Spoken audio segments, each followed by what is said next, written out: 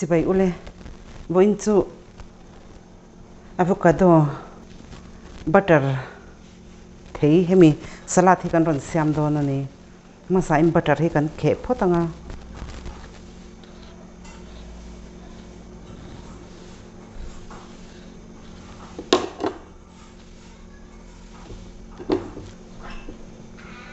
thalo la hi ti han kan pai don ani nun la hi achedu ve thina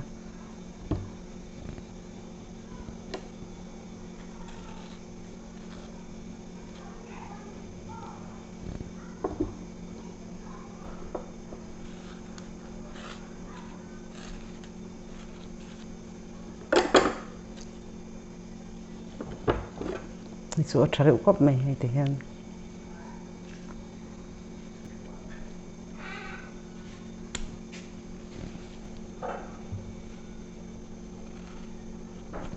nun mel moi lâu lai itu yang kepai don ni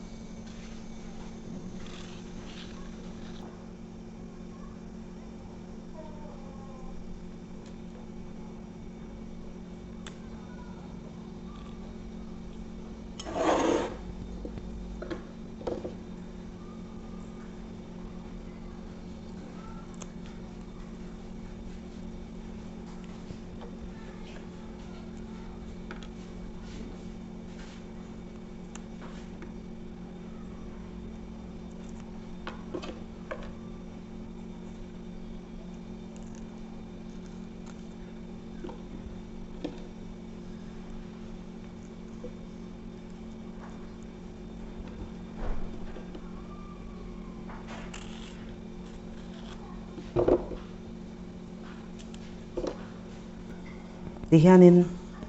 kan du tiat khang kan lo chan to don ani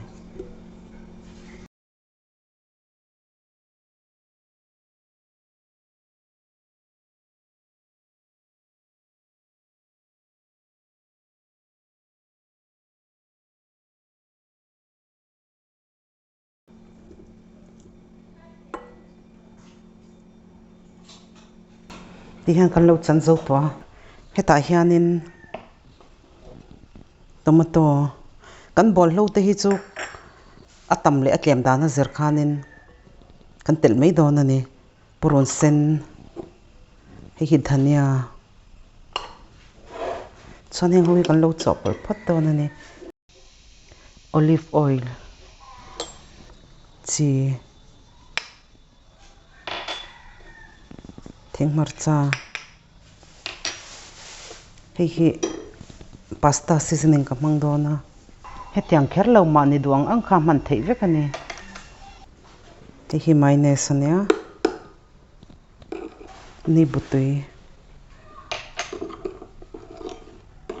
hian hi kan lo chopol thato a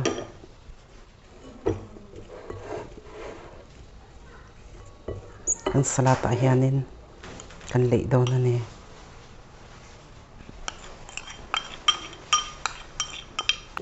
bol hlo tel zat tor kha chu kan thil siam tor tam kha chuan kan ti hnem me anga khatiang khanin siam rem vek mai tor ania tenga salad han siam te atui mai ba ka hrisel em a du chuan heta hian marcha te kha atel theya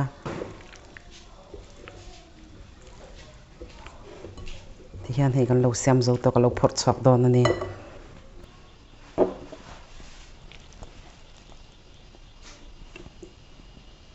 tui lutuka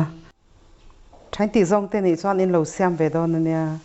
kichen min lo thlir saka wangin kalome